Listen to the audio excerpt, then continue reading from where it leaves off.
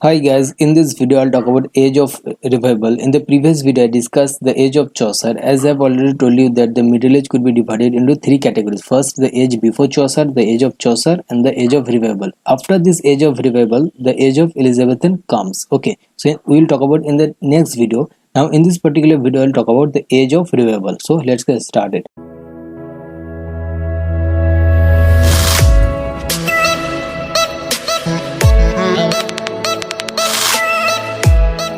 Now first, age of revival. So in this time period, two important historic events happened. The first was the arrival of printing press and the religious reformation. Now first, printing press. So before the printing press was invented, there was this method of woodblock printing. So woodblock printing is that you take a block of wood and you curve the letter and lay the ink upon it and you stamp it on a blank sheet of paper. So if you want to make a copy of a book that is 100 pages long, so you have to make 100 piece of block. Okay, though it was time consuming and it was irksome, but it was more easy as compared to hand copying. 1450, what happened was that this person, you might have heard about this person in history book, that Johannes Gutenberg in Germany, he invented movable type printing press. So it was more easier and faster as compared to the woodblock printing. So because of these two major changes came into notice. First was that the religious reformation happened, and it facilitated the religious reformation and increase in literacy rate. So because of the availability of books in the market, so people could buy books at more cheap rate, and the religious leaders, the Protestant reformation that happened during this period, so they could publish in a short span of time more pamphlets of letter that they wanted to. Okay, now remember this information that the printing press came in Europe in 1450, whereas in England it was introduced by this person, William Caxton. So you must remember this person name and the age itself. Okay, so in 1476 it came in England, not 1450. Okay, so this person, he went to Germany and he was introduced to this method, and then he came back in England and he first set up the printing press near Westminster Cathedral. Okay, now Protestant Reformation. There is this hegemony of Catholic. So Catholic was very rigid in terms of their religious conformity. So whatever the Pope says, that you have to follow that particularly. Before this era, as we have already talked about, that John Wycliffe and the Lollard movement that happened, so they wanted to reform the Catholicism. They tried to translate the Bible into English so that the layman could understand what the religious itself is. Okay, so there is always this middleman of Pope. So whatever you have to do, you have to take the help of Pope. So whatever the Pope says, you have to do that. So there is this papal authority. So this Martin Luther, he was against the papal authority. So there is this method of selling of indulgences. It means that if you have committed a sin, then you have to go to the Pope, you have to confess, and you have to pay an amount of money, and then after that the Pope will give you a letter that would absolve you of your sin. Okay, so there is this corruption was going on, and Martin Luther, he started reformation against the corruption of the church, and he published 95 theses in 1517, and he put up this in the Wittenberg Castle church. Now you also remember this, the person Martin Luther King, he was an anti-Semite. Anti-Semite means was prejudiced against Jews. So he also wrote a book that is named Jews and on Their Lies. Okay, this kind of name. In that book he said that we are at fault in not killing the Jews. So even though he was a leader, he was a liberal person kind of, but he was prejudiced against Jews. Calvinism. So in Germany, this first Protestant Reformation started, and at the same time in Switzerland, this Calvinism was going on. So Calvinism was this same Protestant Reformation person, John Calvin, he started this. So from the Switzerland, it also spreading to the France and to the other countries.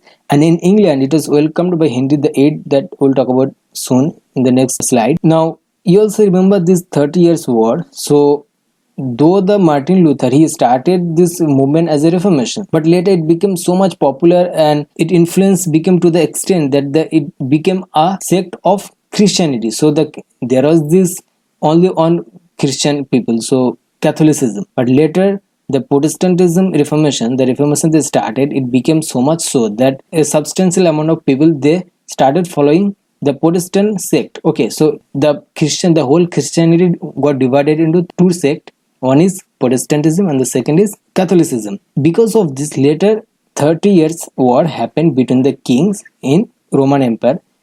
You remember this time frame? It was much later, not in this time period. Now we'll move to the political scenario of England. In England, there is these two hostile political party or political royal family. The one is House of Lancaster, that is denoted by red rose, and House of York denoted by white rose, like the political party of India that we have, Congress and BJP. So they had been engaged in a war as to who will get the throne next. So this war is known as War of Roses. This war was continuing and there was no end of this war.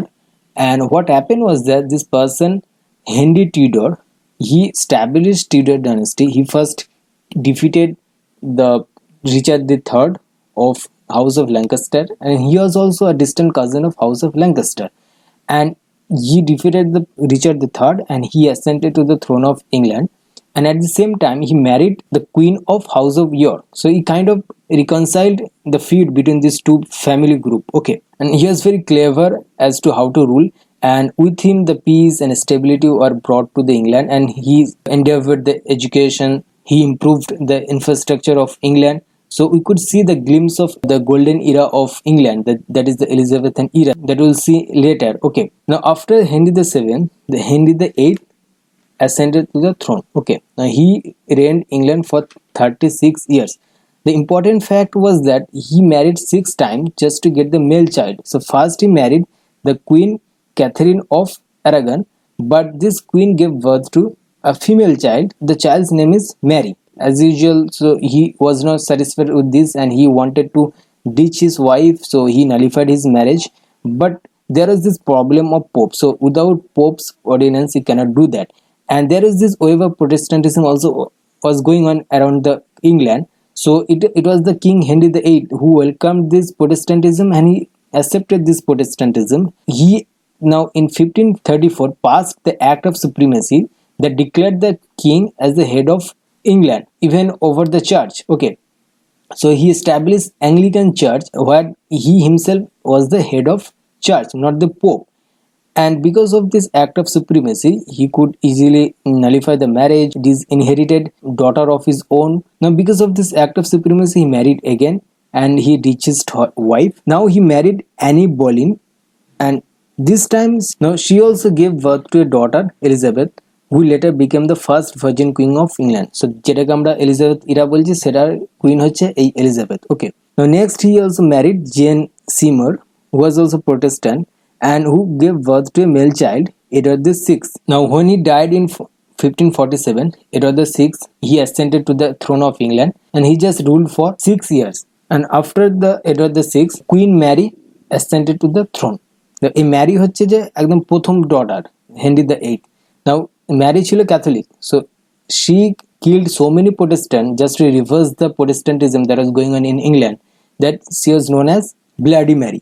Okay, now finally when Bloody Mary died in 1558, so Elizabeth became the Queen of England. Now she was very liberal and she was very clever, so she didn't give preference Catholicism over Protestantism or Protestantism over Catholicism, though she was a Protestant. Okay, and this time she being a Protestant allowed both the Catholics and Protestants to live in harmony. So this was the volatile political situation of England. This whole time period, you see that the kind of political turmoil was going on, that the literary development couldn't happen. But because of this Protestant Reformation, the development of prose happened, but the poetry, the play, that didn't happen. It happened in the age of Elizabethan era because the peace restored, the political stability was restored. So because of this, in the Elizabethan era, everything we come to see. Okay, now you must also remember this fall of Constantinople in 1453, and you must remember this date because in 1453 what happened was that the Eastern Roman Empire, we have the Roman Empire, Eastern Roman Empire and Western Roman Empire. The Rome was the capital of Western Roman Empire and the Constantinople was the capital of Eastern Roman Empire, that is known as Byzantine Empire. Now in 1453 the Ottoman Turk under the reign of Sultan Muhammad, so he attacked and besieged the city for 57 days and he looted the city, and because of this the scholars or the intellectuals fled to the Italy in the Rome, and because of this later we see that the Italy became the hub of Renaissance. Because of this incident the Renaissance was born in Italy. Okay, so there is this significance behind the Renaissance of this particular incident. You also remember that this time also happened discovery of new land, Columbus discovered in 1492 America, and Vasco da Gama India. Also remember some important Bible's version. I have written all the Bible version from 1380 to 2004. So during this time period, Gutenberg's Bible. So first Bible to be printed. Okay. Now this Bible, Wycliffe's Vulgate Bible. So the Lollard people, they translated this Bible from Latin to English, but it was done by hand. Okay. They hand copied this Bible. In 1484, Gutenberg's Bible was printed with the help of printing press. Later, the Tyndale's Bible came, Coverdale's Bible came, Geneva Bible came, James Bible. It was named after King James. Okay, in Jacobean era, we'll talk about later. Okay, next we have the Revised Standard Version Bible, Holman's Bible. Okay, you just remember. But important is Wycliffe's Bible, Gutenberg's Bible, James Bible. Okay, even the James Bible is read today. So that's it in this video. I hope you have understood it. So if you have any question, you could let me know in the comment section below. And MC question, I will make a separate video on this. Okay, so thank you.